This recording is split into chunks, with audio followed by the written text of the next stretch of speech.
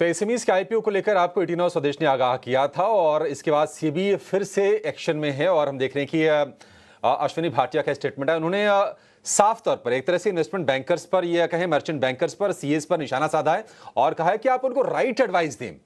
उन्होंने एक फ्रेज का इस्तेमाल किया, कहा कि अगर काम अगर पैरासीटामोल से चल जाए तो आप स्टेरॉइड ना दें, ना कहना सीखें और उनको राइट एडवाइस करें। पहले वो एंजल इन्वेस्टर के पास जाएं, उनके जरिए पैसे जुटाएं और अगर वो रास्ता काम ना करे तो फिर आईपीओ का रुख करें। तो ये सीधे सीधे फिर से कहीं ना कहीं इस पर एक तरह से सेबी ने अपनी कड़क निगाह डाली है।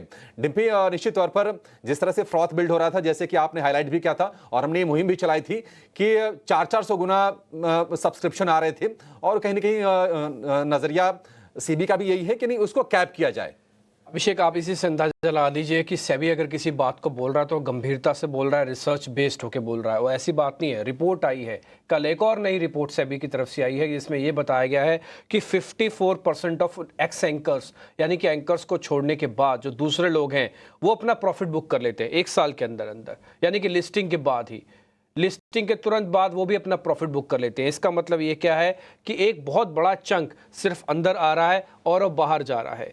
वो चाहे खुद डेलिबरेटली हो रहा है या फिर करवाया जा रहा है, जैसे भी आप उसको समझना चाहें, मेरे को उसको बोलने में एतराज नहीं है। एक और चीज़, प्रमोटर कई बार मार्केट के अंदर आके वो सिर्फ आके बात करेगा। अच्छा, मेरे पास भी आएगा तो अगर मैं चार्टर्ड अकाउंटेंट हूँ, कोई प्रमोटर मेरे पास आके कहे कि मेरे को फंड रेज करना है और मेरे को करीब करीब 100 करोड़ का फंड रेज करना है, तो आपको वो वही एडवाइस देनी चाहिए। आपका 100 करोड़ की वर्थ नहीं है, आप मत बोलो।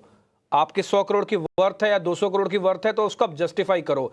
एग्जैक्टली ये पॉइंट हम नहीं उठा रहे, ये खुद सेबी उठा रहा है। हम तो सिर्फ उसको एम्पलीफाई कर रहे हैं कि जो सेबी कह रहा है आप तक कैसे पहुंचेगा। हो सकता है सेबी के नोट आप ना पढ़ते हो, आपसे वो सारी चूक हो जाए जो सेबी आपको आगाह के तौर पर कर रहा है। हमारा काम सिर्फ सेबी की और एक्सचेंजेस की जो क्रिटिकल इंफॉर्मेशन है वो आप तक सीधी सरल भाषा में बताना है और सिंपल सा काम है। बॉस, थोड़ा सावधान रहिए।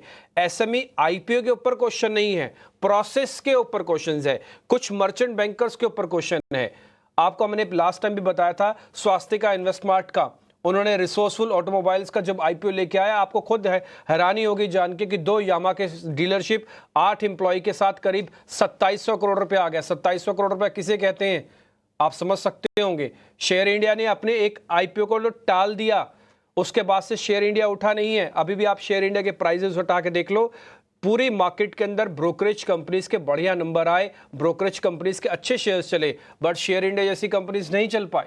अगर आप कहीं भी थोड़ा भी दाएं बाएं करोगे, मार्केट थोड़ा अवेयर भी रहेगा और अगर अवेयर नहीं है तो ये हमारी जिम्मेवारी बनती है कि उस चीज़ को अवेयरनेस के तौर पर लेके आना।